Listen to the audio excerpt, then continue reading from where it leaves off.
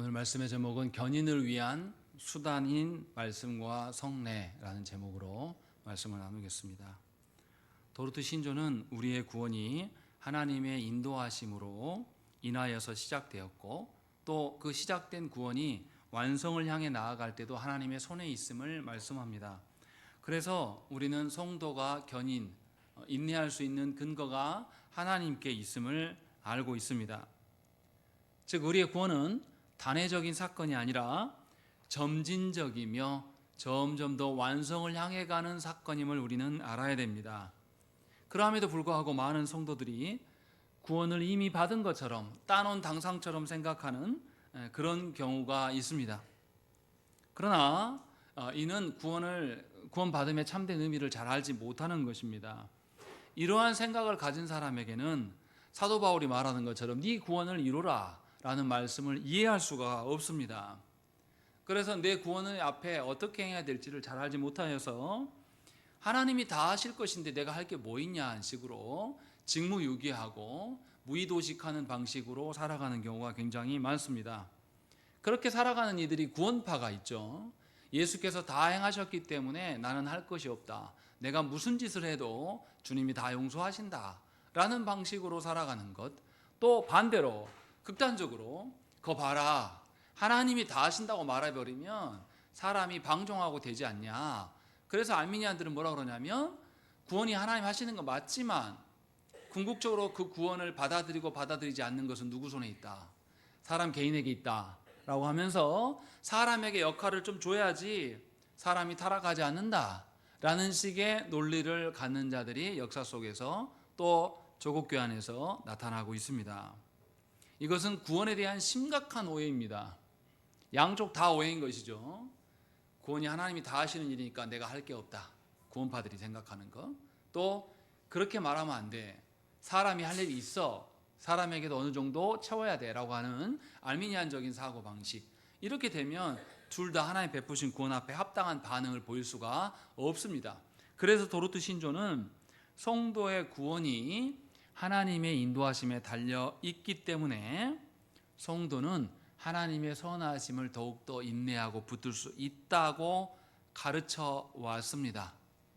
그 내용이 14조에 있는 것이죠. 그래서 하나님께서는 성도를 구원하시고 인도하실 때에 반드시 뭘 사용하신다고요? 14조의 제목을 보십시오. 어떤 수단이 있다라고 말씀하는 겁니다.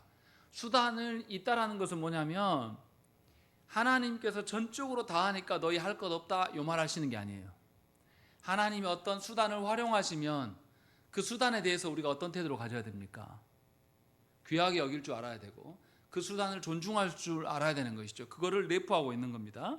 그래서 하나님께서 우리를 인도하시는데 하나님이 활용하시는 방편을 교회에게 알려주시고 교회에 대한 우리는 그 방편 앞에 충실하게 이행함으로 하나님의 구원 베푸신 바를 우리가 잘 누리며 살아가면서 그 안에서 우리가 성장해 가고 구원의 완성을 향해서 우리가 나아갈 수가 있는 것입니다. 이 이야기는 14조에서만 이야기하는 게 아니라 도르트 신조 오래되었지만 잘 생각을 해봐야 됩니다. 도르트 신조가 5째 교리로 돼 있잖아요. 첫째 교리, 둘째 교리, 셋째, 넷째 교리, 다섯째 교리 이렇게 나눠져 있는데, 첫째 교리에서 3조에서 무슨 이야기 했냐면 하나님은 구원하신 자를 구원하기 위해서 복음 전파자를 세우고 활용하심을 말씀을 했습니다. 뭔가 하나님이 혼자 신비적으로 하시는 게 아니라 복음 전파자를 들어서 어떤 수단으로 구원의 일들을 일행하신다라는 것을 말씀했어요. 또 둘째 교리 5조에서도 하나님은 모든 사람들을 구원하시기를 원하셔서 복음을 선포하게 하신다라는 것, 어떤 방편이 있다라는 것을 전제로 이야기를 했습니다. 그리고 셋째, 넷째 교리 6조와 7조에서도 무슨 이야기했냐면 사람들이 죄 때문에 하나님의 구원하심을 알지 못하기 때문에 그 하나님의 구원하심이 반드시 알려져야 될 필요가 있다, 전파되어야 될 필요가 있음을, 그래서 사람들은 복음을 전파해야 됨을 강조했었습니다. 또 11조에서는 이렇게 하나님께서 한 영혼이 마음을 돌이켜서 회심하게 하는 데 있어서 하나님은 말씀을 활용하신다라는 이야기를 했습니다. 또 14조에서 믿음이라는 것은 하나님이 성도로 하여금 말씀을 듣게 하심으로 말미암아 주시는 하나님의 선물이다라고 하면서 거기서도 말씀을 활용하신다라는 것을 이야기를 합니다. 또 14조에서도 17조에서도 하나님께서 신비적으로 활용하시는 게 아니라 어떤 방편을 활용하셔서 구원의 수단을 이루어 가시고 그 안에 우리가 놓여 있다라는 것을 쭉 말씀을 했습니다. 그러니까 이제 뭐 다섯째 교리 14조에서만 요 이야기를 하고 있는 게 아니라 앞에서도 계속 반복적으로 하나님은 일을 하시는데 일하실 때에 어떤 수단을 활용하시고 그 수단을 교회에게 알려주셨다라는 것을 계속 이야기를 하고 있는 겁니다. 그러니까 우리가 오해하지 말아야 될 게 있습니다. 하나님이 구원을 시작할 때가 있고 완성할 때가 있다고 표현합니다. 오늘 14절도 봐보세요. 뭐라고 되어 있습니까? 두 번째 줄, 이 은혜의 사역을 시작하기를 기뻐하였듯이 라는 거죠. 시작할 때가 있었고 또 이것이 마지막에 뭐라고 되어 있습니까? 뭐 하십니다?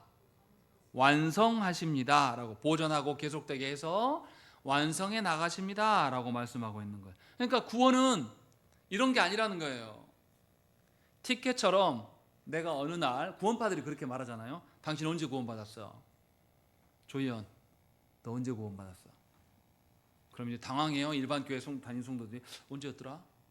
구원파 성도들은, 구원파 다니는 사람들은 언제 구원받은지 압니까? 모릅니까? 정확히 말해요. 몇 월, 몇 년, 몇 월, 며칠, 몇 시, 몇 분, 몇 초까지 말합니다. 그래서 그 이후로는 괜찮다 이거예요. 티켓처럼 내가 어느 날 서울에 가려고 하는데 KTX 열차 티켓을 끊었단 말이에요. 내 핸드폰에 있어요. 내 거예요, 내 거. 이거 잃어버리지만 않으면 그만이에요. 구원을 그렇게 생각할 수 있다는 거죠. 한국교회 많은 성도들이 그렇게 생각을 합니다. 그런데 성경을 보면 오늘 도르트 신조에서도 그 이야기를 하는 거예요. 구원이 시작이 있고 완성이 있다라는 거예요. 그 말은 뭡니까? 티켓처럼 따놓을 수 있는 거라는 소리입니까? 아니요. 구원의 길이 시작이 되었으면 하나님은 점진적으로 우리의 구원을 완성해 가시는 하나님이시고 그 완성해 가실 때에 하나님이 우리 보고 아무것도 하지 말고 내가 다 할 거니까 당신은 편히 쉬세요 이렇게 하시는 하나님이 아니라는 거예요. 그러한 오해를 갖고 있으면 곤란하다라고 지금 말하고 있는 겁니다. 분명히 우리의 구원은 점진적으로 완성을 향해 나아가야 된다는 뜻입니다. 그런데도 대부분의 성도들이 처음 예수 믿었을 때의 그 첫사랑은 기억을 하지만 완성을 향해 나아가는 성화의 삶을 기억이 없어요. 어디까지 내가 자라왔는지 점검하지도 않습니다. 여러분들은 그런 게 있습니까? 신앙생활 해나가면서 하나님이 점진적으로 나를 변화시키시고 다스려 오시고 그런 변화들이 여러분들이 있습니까? 있어야 정상이라고 말하는 거예요. 생각해 보세요. 제가 우리 자녀들한테 우리 자녀들이 밥 먹을 때나 뭐 시간 나면 뭐 좋아하냐면 저 자랐을 때 있었던 일 이야기해 주는 거 굉장히 듣기 좋아요. 애들이. 아빠 학교 다닐 때는 뭐가 유행했어? 아빠 학교 다닐 때는 300원짜리 만화책 이만한 거 있어서 드래곤볼이 있었어. 막 그거 본 이야기 해주고 또 아빠 그때 초등학교 때는 오징어 게임하고 놀았고 또 중학교 때는 어떻게 놀았고 뭐 이렇게 성장 과정마다 달라져 왔던 것이 있어야지 살아있는 사람이에요. 하나님께서 베푸신 구원도 시작만 알고 아무것도 모르면 죽은 구원이에요. 죽은 믿음이에요. 분명하게 중간중간에 믿음이 성장해 가는 그런 과정이 있고 절차가 있기 때문에 하나님께서 방편을 활용하신다고 말씀합니다. 생각해 보세요. 열왕기하 20장에 히스기야가 병에 걸려가지고 죽을 뻔합니다. 그때 하나님께 살려달라고 기도해요. 그래서 하나님이 생명을 몇 년 연장해 주시겠다고 합니까? 15년 연장해 주시겠다고 약속해요. 그러면 이제 히스기야가 오케이, 나는 하나님께서 이제 살려놨으니까 나 오늘부터 밥 안 먹어. 나 물도 안 마셔. 그러면 15년 연장 저절로 됩니까? 하나님 그렇게 우리를 다루십니까? 아니란 말이에요. 근데 어찌된 영문인지 조국교회 안의 성도들은 뭐냐면 한 번 뜨거운 체험이 있으면 그 뒤로 하나님이 주시는 은혜의 방편들, 영적인 양식들을 공급받지 않으려고 합니다. 계속 무슨 이야기를 하냐면 나 그때 정말 뜨거웠어. 나 옛날에 좋았지. 내가 있었던 교회에서 내가 이것도 하고 저것도 하고 추억팔이만 해요. 지금 내한테 없어요. 이것은 바른 신앙이 아니다라고 지금 전제로 이야기를 하고 있는 겁니다. 히스기야가 하나님께서 생명을 연장해 줬다고 약속하고 난 이후에 그 다음 날부터 병들었지만 어떻게 했겠습니까? 밥을 어떻게 했겠어요? 하나님이 살린다고 했으니까 어떻게 했겠어요? 잘 먹었을 거예요. 물도 더 잘 마시고. 하나님 살린다고 했어. 내 질병이 있지만 나는 그거 믿고 더 건강하게 살 거야. 운동도 하면서 그렇게 살았을 거란 말이죠. 제가 이 이야기를 왜 합니까? 구원받은 신자는 하나님께서 구원에 약속하셨기 때문에 아무것도 할 일 없이 무의도식하고 방종하는 것이 성도의 태도가 아니라는 겁니다. 그 이야기를 지금 강조하고 있어요. 그러면 하나님이 어떻게 하시냐 이 말이죠. 구약과 신약을 나눠서 생각을 해보십시다. 하나님께서 구약 백성들에게 하나님과의 관계를 설정하기 위해서 하나님께서는 뭘 제공하셨습니까? 하나님 보이지 않는 하나님이에요. 하나님 만나면 죽어요. 구약 백성들에게 하나님 어떻게 하셨습니까? 너희들과 내 관계를 어떻게 설정해 줬습니까? 그냥 언약으로 뜬구름 잡는 실, 야 언약으로 설정됐어 이렇게 하셨습니까? 하나님은 실존하시는 하나님이란 말이에요. 그런데 그 실존하시는 하나님은 우리가 유한하기 때문에 못 봐요. 그래서 하나님이 자기가 임재하신다, 너희와 함께 하신다는 표징으로 뭘 주셨어요? 성소를 만들라고 명하셨어요. 성막을 만들라고 명령하셨단 말이죠. 그리고 성막에서 뭐 하라고요? 그냥 성막만 만들면 됩니까? 성막에서 하나님께서 뭐 하라고 했어요? 성막에서 뭐 합니까? 제사를 지내잖아요. 레위기서의 말씀이 성막에서 드려야 될 제사법에 대해서 설명을 하지 않습니까? 그래서 성막을 통해서 성막 앞에서 나와서 제사하는, 제물을 통해서 제사하는 것이 우리의 죄의 문제, 하나님과 우리 관계를 단절시키려고 하는 것이 사탄의 전략인데, 그 죄의 문제를 성막의 제사를 통하여서 하나님께서 제거해 주신단 말이죠. 그래서 하나님과 우리의 관계를 확인받을 수 있는, 눈으로 볼 수 있는, 가시적으로 볼 수 있는 장소가 어디예요? 성막이라는 것입니다. 그래서 구약의 백성들은 계속 뭐 했습니까? 끊임없이 하나님께 제사를 드렸어요. 아침과 저녁에 날마다 하나님께 드리는 소제로 하나님께 올려드렸고, 또 안식일이 되면은 주 앞에 나와서 그랬고, 또 절기 때마다 이렇게 계속해서 제사 드리는 일에 대해서 이들이 어떻게 했습니까? 무엇보다도 중요하게 여겼어요. 그래서 예수님 당시까지도 유대인들이 어떻게 합니까? 유대인 남자라면 뭘 지킵니까? 이스라엘의 3대 절기를 지켰단 말이에요. 남자라면 반드시 이 절기 안에 예루살렘 성전에 나와서 절기를 지킬 것들을 힘썼단 말이에요. 자기의 직업이 있고 상황이 있고 처지가 있어도 어떻게 해야 돼요?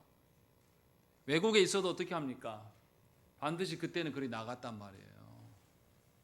우리처럼 하고 싶을 때 하고 말고 싶을 때 말고, 이거 하나님이 구원하실 건데 내가 하는 게 아니라 하나님께서 이렇게 방편을 활용하셨어요. 그래서 다윗 시대에도 이게 나타납니다. 다윗이 처음 왕이 되었을 때에 하나님의 임재의 상징인 성막이 있는 장소와 언약궤가 있는 곳이 같았습니까? 달랐습니까? 언약궤는 기랏 여아림에 있었고 성막은 기브온에 있었습니다. 왜 이렇게 됐죠? 사울이 전쟁에 이기려고 어떻게 해요? 언약궤를 블레셋과의 전쟁에서 갖고 나가서 뺏겨버려요. 그래가지고 언약궤가 다시 하나님께서 스스로 돌아오게 하십니다. 그래서 기랏 여아림에 그냥 머물러 있어요. 근데 다윗이 이것이 중요한 일로 여기기 때문에 다윗이 어떻게 합니까? 왕이 되고 나서 언약궤를 가져와요. 왜요? 뭐 하려고? 그냥 갖다만 놓으면 됩니까? 성소에 갖다 놓고 하나님의 계심을 확증하고 거기에서 하나님께 제사를 드리고, 다시 그럼 여쭤볼게요. 제사 드리는 것이 우리의 죄를 해결합니까? 어린 양이 내 대신 이렇게 죽으면 해소되냐고요? 그렇지 않아요. 근데 왜 했습니까? 하나님이 그렇게 하라고 하셨어요. 하나님이 너희들 그렇게 시행해라. 그러면 내가 너희와 함께 하시고 내가 너희의 언약의 하나님, 나는 너희의 하나님이 되고 너는 내 백성이 되어주겠다라고 하나님이 약속해 주셨기 때문에 이스라엘 백성들은 하나님을 신뢰하는 마음으로 그 성막의 일들을 계속 시행했단 말이에요. 그래서 다윗은 언약궤하고 성막하고 자기가 왕돼 보니까 따로 있어. 옮기려다 어떻게 합니까?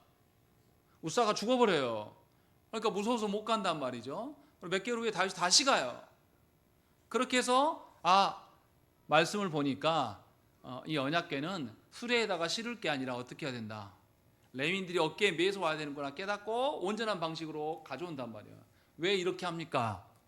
하나님이 명하신 제사를 온전하게 시행하려고, 이 일에 힘쓰려고 다윗이 힘쓰고, 다윗이 그것만 끝나는 게 아니라 이제 하나님의 계신 곳이 너무 초라해. 자기 왕궁은 크고 화려한데, 그래서 뭐 하기를 원합니까? 성전을 짓기를 원해요. 그래서 솔로몬이 성전을 건축하게 됩니다. 그 다음부터 뭐냐면 성전을 여호와의 집이라고 부르기 시작합니다. 하나님이 그곳에만 계신다는 뜻입니까? 아니에요. 하나님이 어느 곳이나 다 계시지만, 무소부재하신 하나님이시지만 하나님께서 그곳에서 너희를 만나 주시겠다고 했단 말이에요. 그래서 이스라엘 백성들이 성전 짓는 데에 온갖 귀한 것들, 하나님 명하신 방편대로 힘써서 만드는 것으로 끝나는 게 아니라 거기에서 계속 뭐 하죠? 하나님께 제사를 드립니다. 열심히 제사를 드려요. 제사 드리는 것이 우리를 구원하지 않아요.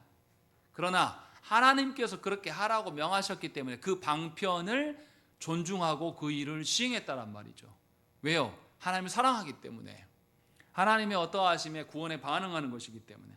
그래서 구약의 제사의 대부분은 뭡니까? 하나님과 우리 사이를 가로막고 있는 뭐를 제거하는, 죄를 제거하는 제사로서의 화목제의 개념이 컸어요. 그래서 구약의 방편은, 하나님께서 이스라엘과 만나주시는 방편은 뭐였습니까? 성전이었어요. 제사였습니다. 그래서 이스라엘 백성들이 그 무엇보다도 성전을 중요시 여겼고, 이스라엘 백성들이 그 무엇보다도 제사 지내는 일에 힘썼습니까? 힘쓰지 않았습니까? 힘썼다라는 거예요. 그런데 하나님 그렇게 명령하셨는데 구약에서 야야야 저런 거 아니야. 내가 미리에서 왔는데 예수님 때문에 구원받아. 안 해도 돼. 이렇게 할 수 있습니까? 그럴 수 없다라는 거죠. 하나님은 구약 백성들에게 그런 방식으로 활용하셨어요. 그러면 그것을 존중해야 한다는 거죠. 그러면 이제 성전이 없는 시대가 와버려요. 이스라엘이, 예루살렘이 파괴되고 이들이 이제 성전이 없는 상태가 됩니다. 그때 예수께서 요한복음 2장에 오셔서 뭐라고 합니까? 성전에 대해서 뭐라고 말씀하시죠?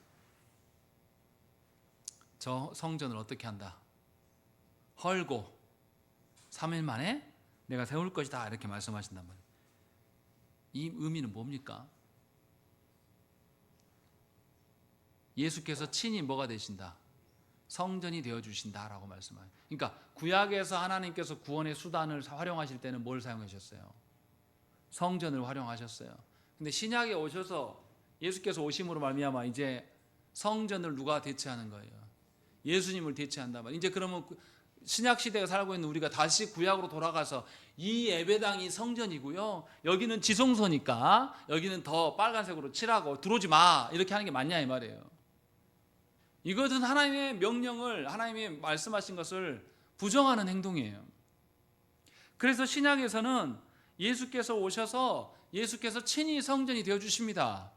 그리고 예수의 몸된 교회를 향해서도 하나님이 성전이라고 말씀하신 거예요. 고린도전서 3장 16절 말씀에 너희는 너희가 하나님의 성전인 것과 하나님의 성령이 너희 안에 계시는 것을 알지 못하느냐라고 말씀한단 말이에요.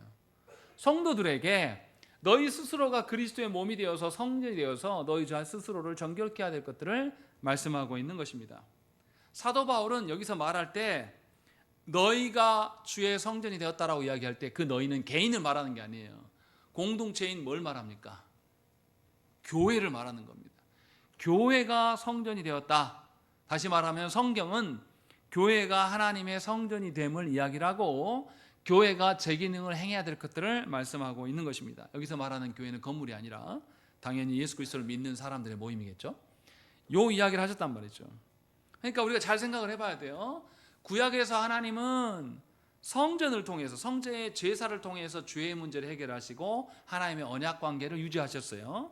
그런데 그리스도께서 오셔서 단번에 십자가 사건을 통하여서 하나님과의 불편한 모든 관계를 주님이 십자가로 해서 다 해결하심으로 화목하게 되었어요. 그래서 우리는 그리스도 안에 있을 때의 교회가 되는 겁니다.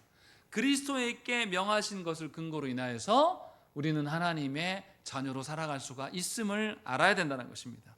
그래서 구약은 그림자이고 신약은 실체라고 이야기를 하는 겁니다. 왜냐하면 실체 대신 예수께서 오셨기 때문에.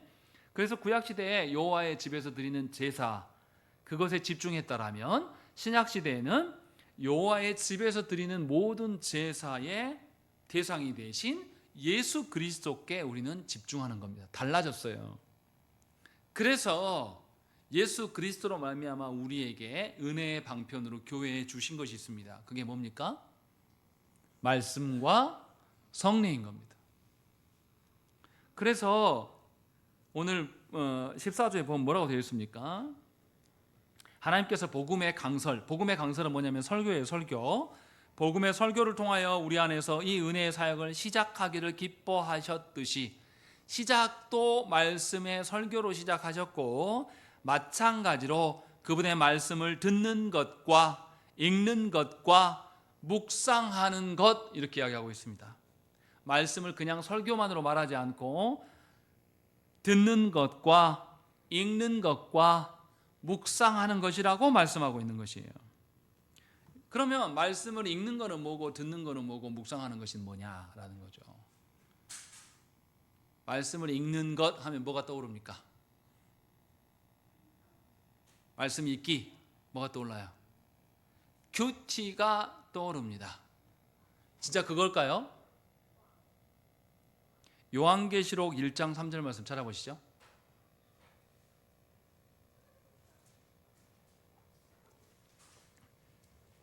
요한계시록 1장 3절 말씀 우리 찾았으면 한 목소리로 읽겠습니다. 요한계시록 1장 3절 말씀입니다.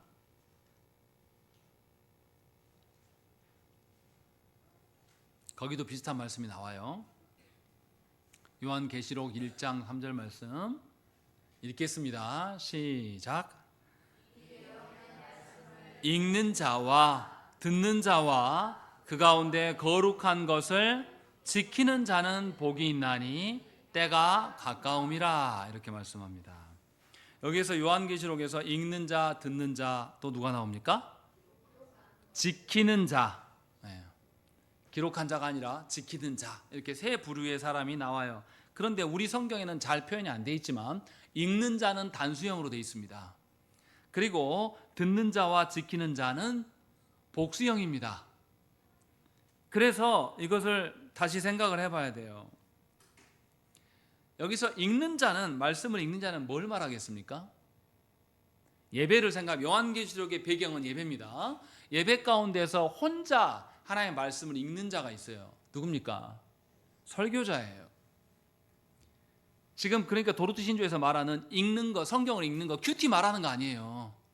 큐티 말하는 게 아니라 예배 가운데 설교하는 자라는 것이 이야기 나오고, 그 다음에 듣는 자와 지키는 자는 다 복수형으로 되어 있습니다. 누가 듣습니까? 회중이, 성도가 이 말씀을 듣는 것을 이야기를 하고 있는 것입니다. 다시 말하면 하나님께서 은혜의 방편으로 주신 말씀이라는 것은 나 혼자 유튜브 틀어놓고 듣는 그 말씀입니까? 아니면 예배로 함께 모여서 공동체적으로 주신 말씀입니까? 공동체적으로 주신 말씀이지 결코 여러분 혼자 집에 가서 성경책에 읽고 큐티가 얼마나 무서운지 아세요? 큐티 읽고 나서 누가 그것을 해석합니까? 자기가 해석해요. 그 해석이 바른지 안 바른지 몰라요. 우리가 아는 이단들, 신천지나 다 이런 애들도 우리와 똑같은 성경을 쓴단 말이에요. 그런데 왜 이단 되었습니까? 해석을 지 맘대로 하는 거거든요. 교회의 사도성을 이야기하잖아요. 보세요. 성경에 대해서 바른 해석을 누가 가르쳐 주셨습니까? 예수께서 누구에게? 제자들에게. 그리고 제자들이 교회의 시초가 되어서 사도들이 되었고, 사도들이 교부들을 가르쳤어요. 성경은 이렇게 해석돼야 된다라는 거. 그리고 그 해석의 방식이 교회 안에 명목을 이어져 온 겁니다. 그냥 마음대로 해석한 게 아니에요. 그래서 교회는 정통성 이야기할 때 사도성을 이야기합니다.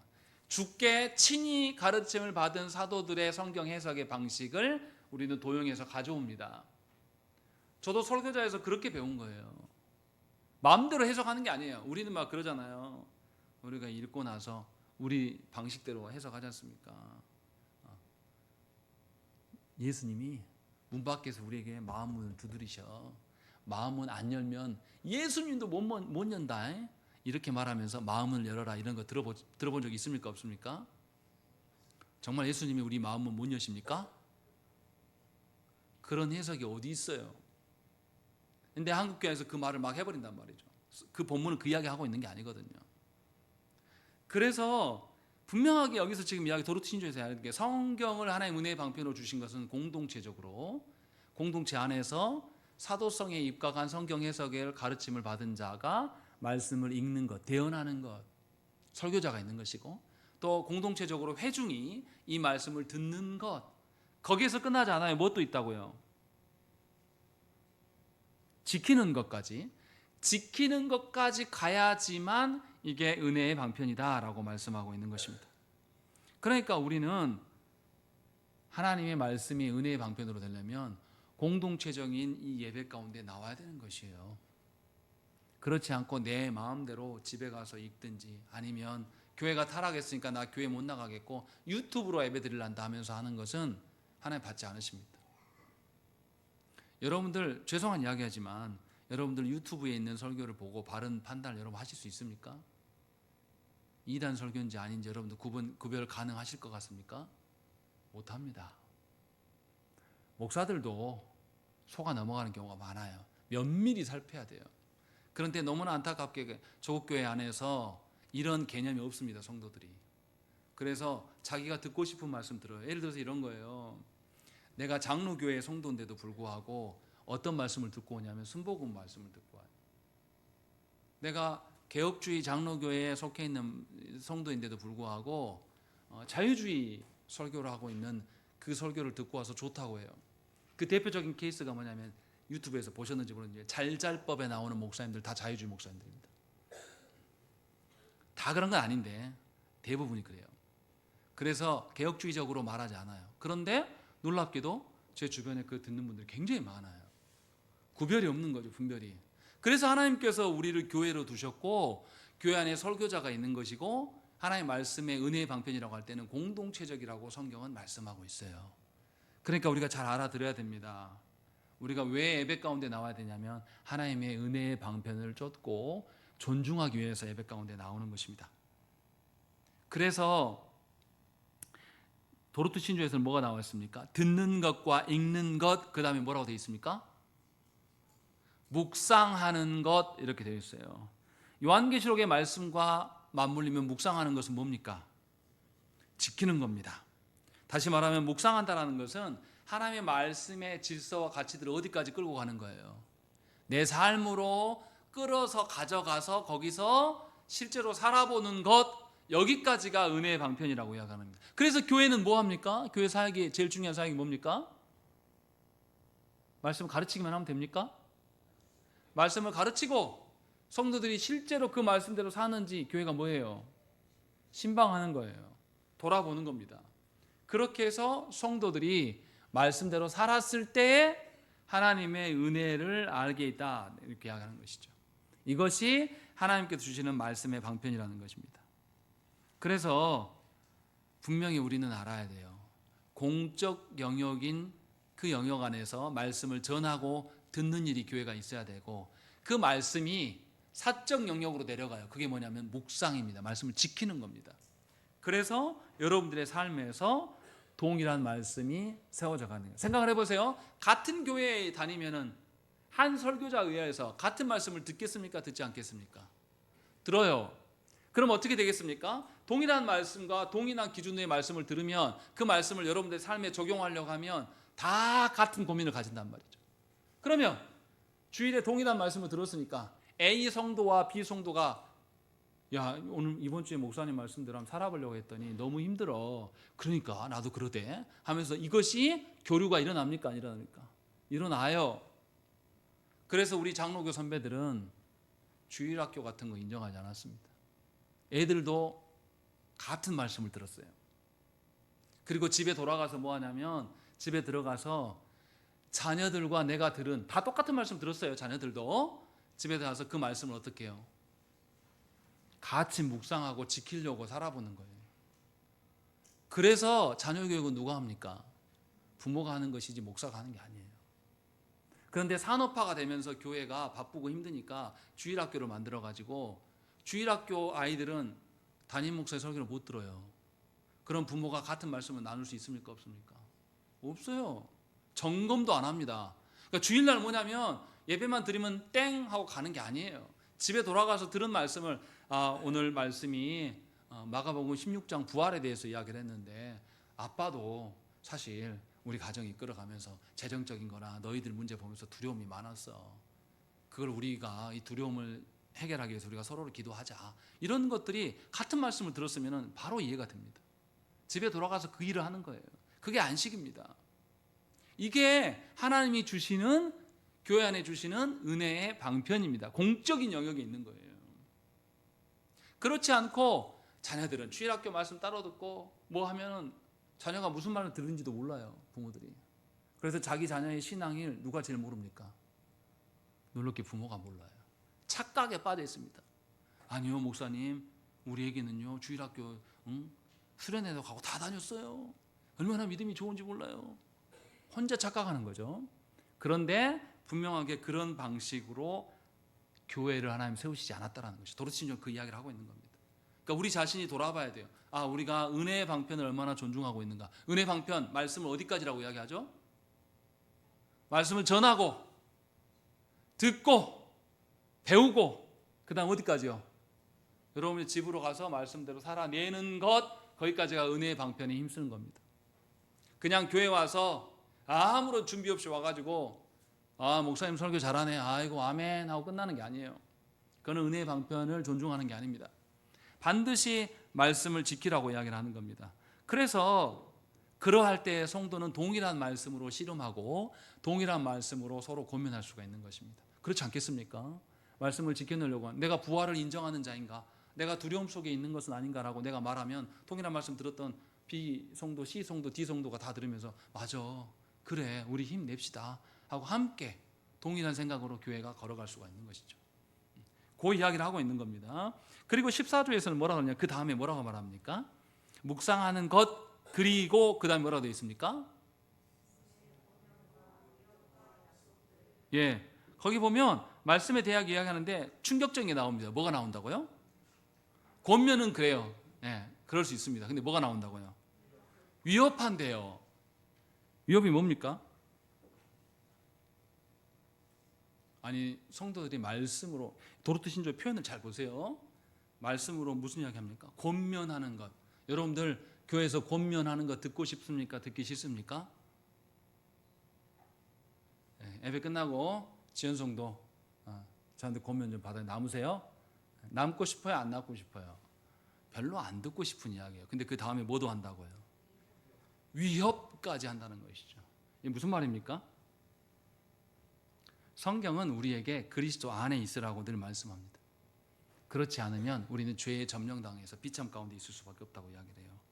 그래서 우리가 그리스도 밖으로 나갈 것에 대해서 경고하는 것을 위협이라고 말합니다. 시편 찬송에 그게 나오잖아요. 주께서 우리를 어떻게 하신다? 말씀으로 경계하신다 말이 나요. 그게 뭐냐면 위협하는 겁니다. 그래서 신명기 말씀에 신명기 28장 말씀에 보면 언약의 복과 저주 중에서 뭐가 많습니까? 저주가 분량이 압도적으로 많아요. 왜 그렇습니까?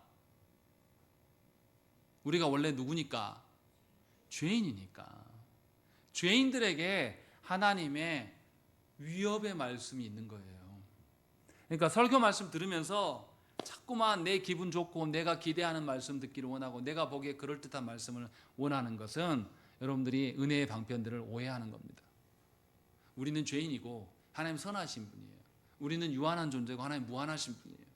그래서 우리가 상상할 수 있는 그 너머의 것들, 하나님은 그 넘어서도 우리를 다스리시거든요. 그것에 대해서도 우리는 어떻게 해야 되냐면 우리 생각을 버리고 하나님이 이루실 것들에 대한 믿음을 가지고 서 있어야 돼요. 제가 언젠가 한번 그 예화를 드린 적이 있어요. 옛날에 그 인디아나 존스 영화 기억나실지 모르는데 최후의 성전, 거기에서 어떻게 합니까? 보물을 향해서 막 나아가는데 막 함정들이 다 있어요. 그럼 마지막 관문이 뭐냐면 이쪽 계곡하고 저쪽 계곡하고 엄청 멀어요. 못 건넌단 말이죠. 근데 거기에 수수께끼처럼 뭐라고 써 있냐면 눈을 감고 걸으면 길이 보인다, 이렇게 써 있단 말이죠. 그래서 인디아나 존스 주인공이 어떻게 합니까? 믿음으로 다리를 이렇게 딱 내딛어요. 어떻게 됐습니까? 다리가 이 사람의 착시 현상으로 다리가 있는데 다리가 안 보이는 거예요. 벼랑처럼 보이는 거예요. 그래서 이게 딱 나타납니다. 그 장면이 있어요. 거기서 저는 이제 그 생각 항상 나요. 아, 하나님께서 우리를 인도하시는 것이 바로 이와 같다. 우리는 유한하기 때문에 하나님 인도하시는 게 보입니까? 안 보입니까? 안 보여요.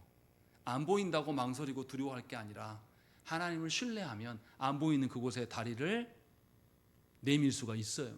그리고 인디아나 존스가 먼저 가서 뭐 하냐면 뒤에 오는 사람을 보이게 하려고 자기 있었던 안에 가루 같은 거를 쫙 뿌려요. 바닥에 뿌려놓습니다. 보이게끔 따라와라 하면서 그런 영화 장면이 나타나요. 저는 그걸 볼 때마다 하나님의 인도하심이 이런 것이다. 우리는 유한하고 하나님의 인도하심이 우리를 초월하신다. 그래서 하나님이 명하신 것을, 하나님이 경고하심을 우리는 잘 들어야 됩니다. 그래서 도르트 신조에서도 뭘 이야기를 하냐면 위협하는 것뿐만 아니라 약속들까지도 하나님이 주신다는 것이죠. 그래서 우리가 그리스도께 집중하도록, 그리스도 안에서 살아갈 수 있도록 하나님께서 은혜를 유지하시고 이끌어 가신다는 말이죠. 오늘 본문으로 삼았던 디모데후서 3장에 보시면 이 이야기가 나와요. 디모데 3장 16절 17절 말씀 보시면 모든 성경은 하나님의 감동으로 된 것으로 교훈과 책망과 바르게 함과 의로 교육하기에 유익하다라고 되어 있습니다. 여기서 교훈과 책망과 바르게 함과 의로 교육하는 것이 목적입니까? 수단입니까? 수단이에요. 그리고 17절에 보면 목적이 나와 있어요. 목적이 뭐라고 되어 있습니까? 하나님의 사람으로 온전하게 하는 것이 목적이다라고 이야기하는 것이죠. 다시 말하면 성경은 하나님께서 목적을 이뤄 가시기 위한 수단으로 우리에게 주신 것이다 라고 말씀하고 있는 것이죠. 그래서 우리는 하나님 앞에 교육도 받아야 되고 배워야 되기도 하고 하나님의 책망도 들어야 되는 것이고 또는 위협도 받아야 되는 것이고 하나님의 약속도 받는 자이다 라는 것을 성경은 우리에게 이야기를 하고 있는 것이죠. 그러면 우리가 하나님의 주신 말씀에 대해서 어떻게 해야 됩니까? 말씀을 배우고 실제로 살아보고 또 말씀대로 살기 위해서 서로를 고면하는 일에 대해서 우리가 누구보다도 존중하고 능통해야 될 자들이에요. 그러니까 교회 10년 다니면 어떻게 됩니까? 말씀을 제 은사님이 제발 성경 덮어놓고 가르치지 마라. 내일 목회 현장 가면 제발 이가탄 선전을 비유해서 이렇게, 옛날 이가탄 선전은 뭐가 나왔습니까? 이가탄 탁 먹고 나니까 이제 어쩐다고요? 이가 좋아졌어요. 저는 이가 아파서 끼고 막 못 먹으니까. 근데 이가탄 먹고 나니까 어떻게 됐다고요? 씹고 뜯고 맛보고 즐기고 제발 성경을 이렇게 가르치고 이렇게 살아라라고 그 이야기를 여러 번 강조했습니다. 성경은 덮어놓고 믿는 게 아니다. 씹고 듣고 맛보고 즐기면서 정말 그러한가 살피는 것이다. 그래서 교회에 10년 다녔으면 성경에 능통하고 성경을 지키는 일에 계속 연구한 흔적들이 나타나요. 씨름한 흔적들이 나타나야 되는 게 정상이라는 거 말씀하고 있는 겁니다. 우리가 그런 자인지 돌아봐야 돼요. 수십 년 예수를 믿었는데 내가 믿는 하나님에 대해서 내 사랑하는 우리 가족들에게 설명하지 못하면 우리는 잘못 믿는 겁니다. 주께서 구원의 방편으로 주셨던 말씀을 우리는 활용하지 않는 자입니다. 악하고 게으른 종이에요. 분명하게 그 말씀을 우리에게 권면하고 있는 것입니다. 그리고 이제 두 번째로 하나님께서 은혜의 방편으로 주신 게 뭐라고 이야기합니까? 성례라고 이야기를 합니다. 그래서 그 다음에 뭐가 나왔죠? 약속들 다음에 뭐라고 되어 있죠? 또한 성례의 시행 등을 통하여서 구원의 사역을 보전하고 계속되게 하며 완성하신다라고 이야기했습니다. 성례가 뭡니까? 세례와 성찬을 이야기를 하고 있는 것입니다.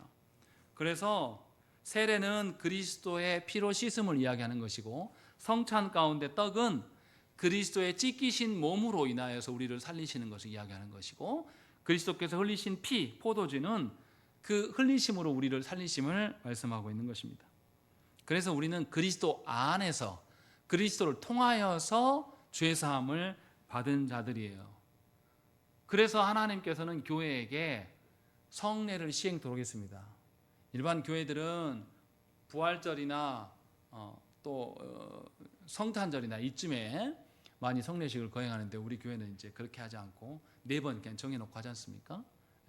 3, 6, 9, 12월 첫째 주에 하는 걸로 해가지고 성례가 부활절의 절기 행사가 되지 않도록, 원래는 칼빈은 매주 성례를 해야 될 것, 온전한 예배라고 이야기했을 때는 말씀과 성례가 다 있는.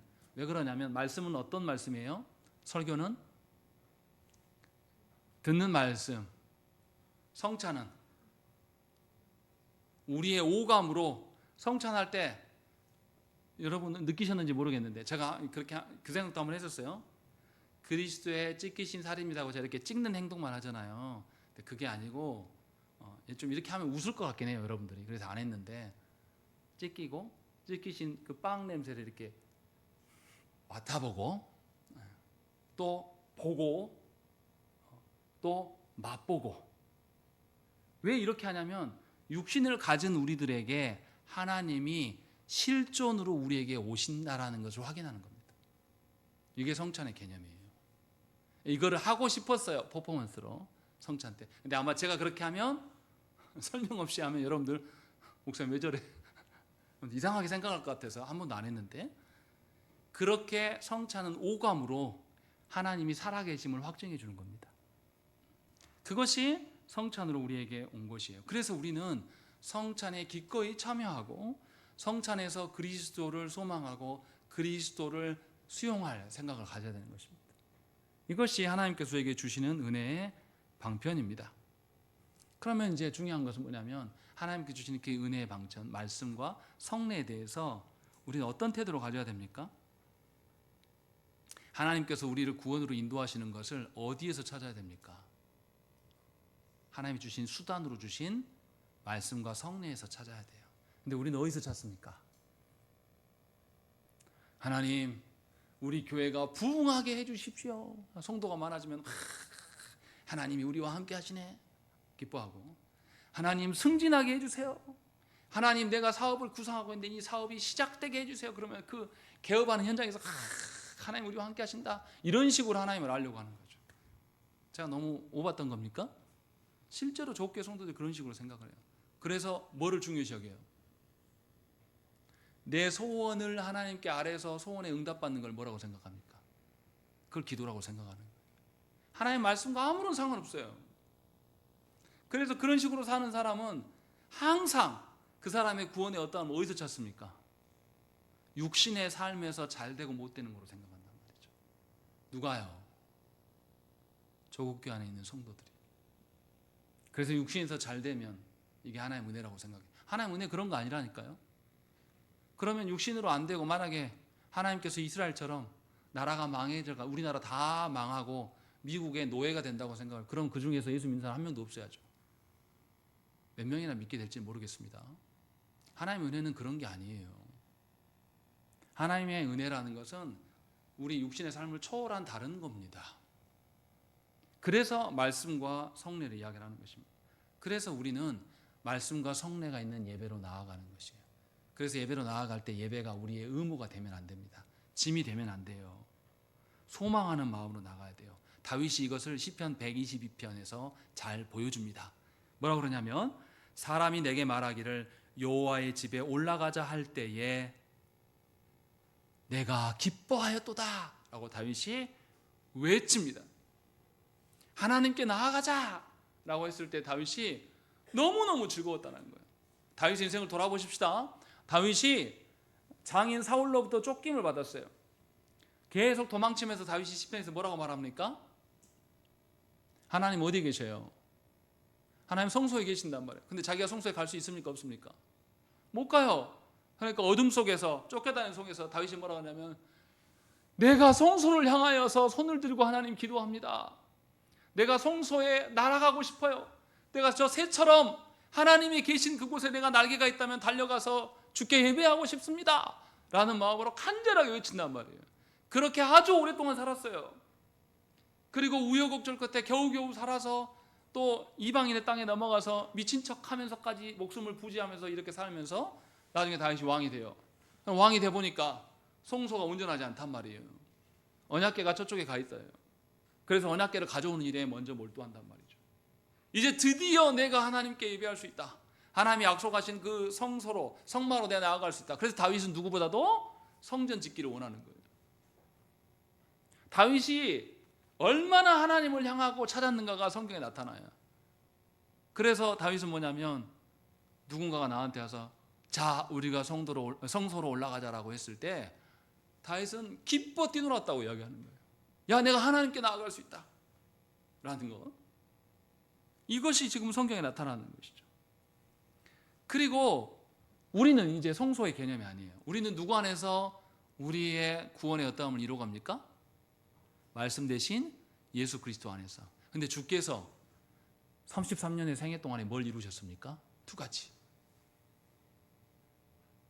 우리가 받아야 될 심판의 저주를 누가 다 감당하셨어요? 주님이 감당하셨어요. 또 하나,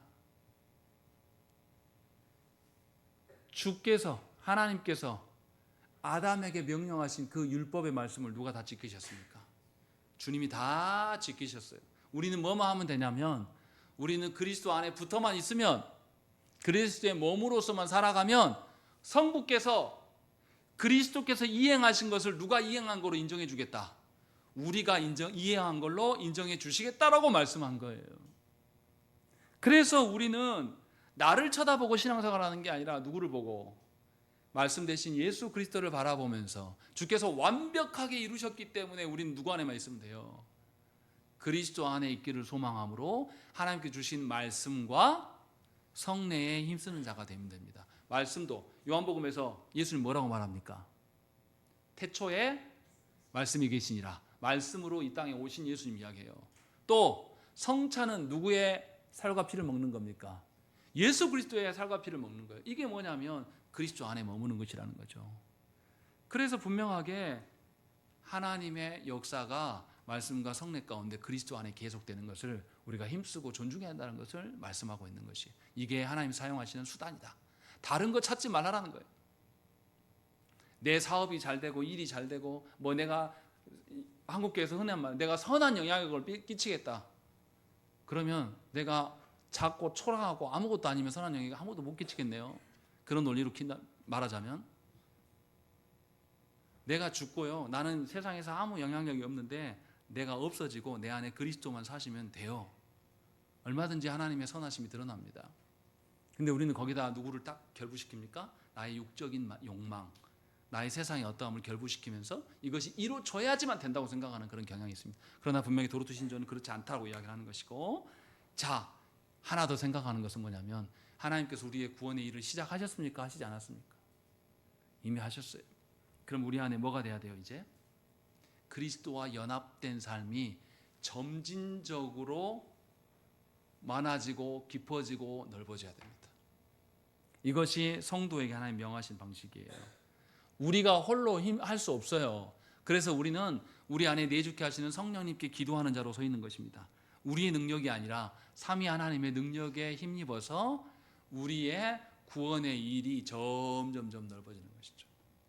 요즘에 대선, 이제 곧 대선이 시작될 건데, 대선 주자들이 열심히 여기도 하고 저기도 하고 그러면 언론에서 뭐라고 말합니까? 대선 중 어떤 행보, 소폭 행복 이렇게 말합니까? 뭐라 그러죠? 광폭 행보가 시작되었다. 안 보셨어요? 네. 아무튼 그런 게 있어요. 성도에게도 하나님 베푸신 구원의 시작이 아주 초라하고 미진했어도 날이 갈수록 어떻게 하신다고, 하나님께서 성도의 삶을 열어주신다. 광폭으로 열어주시겠다고 말씀하고 있는 거예요. 그것을 교회 안에 두셨고 말씀과 성례로 하나님 허락하신다는 것이죠. 그래서 우리는 예배가 의무가 되지 않기를 하나님께 기도해야 됩니다. 다윗이 말했던 것처럼 누군가가 누구야? 아무개 성도님 우리 예배로 갑시다. 그러면 뛸 듯이 기뻐함으로 나아갈 수 있도록 하나님께 도움을 구해야 돼요. 정말로 그 가운데서 하나님의 은혜를 얻을 수 있도록 또 그 일을 위하여서 우리가 날마다 힘써야 됩니다. 그래야 해서 하나님이 주시는 복을 누리고 살아가야 되는 거예요. 누구도 뺏어갈 수 없는 우리의 재산이라든지 우리의 사업이라든지 우리의 일터라는 것은 하루아침에 문제가 생겨서 멈춰버릴 수가 있습니다. 그러나 그리스도께서 우리를 붙드시면 절대 변화되지 않습니다. 그래서 우리가 예배함이 우리의 신앙의 클라이막스가 돼야 돼요. 어쩔 수 없이 아이고 내가 일주일 동안 살려고 하니까 힘 얻으려고 힘 다 빠져가지고 육신에 6일 동안 내 직장생활 하느라고 힘 쫙 빼고 와가지고 다시 재충전하려고 주님 앞에 나오는 것, 뭐 이게 어떤 측면에서 맞을 수가 있습니다. 그러나 영적인 측면에서 생각을 해보세요. 6일의 삶 가운데서도 하나님의 말씀대로 지켜 행하려고 힘차게 노력하다가 잘 안 돼서 힘이 빠져서 돌아온 자와 그냥 세상 일만 열심히 하다가 하나님과 상관없이 살다가 오는 사람은 달라요. 나오는 태도도 다를 것이고 하나님께 바라는 방향도 다를 수밖에 없는 것입니다. 분명하게 도르트신이 우리에게 이야기를 하고 있는 것입니다. 예배가 여러분들의 은혜의 최고치가 되어야 하는 것입니다. 일주일의 삶에 하나님의 말씀을 이행하면서 그리스도와 함께를 소망하면서 살아가면서 그것에 대해서 그리스도를 직접 만나는 삼위 하나님과 온전함을 누릴 수 있는 그것이 예배가 될 수 있기를, 그 예배 가운데 있는 말씀과 성례가 될 수 있기를 위하여서 힘쓰시라는 것입니다. 그것이 하나님이 인도하시는 것에 순응하는 성도의 합당한 태도입니다. 우리 함께 기도하시겠습니다.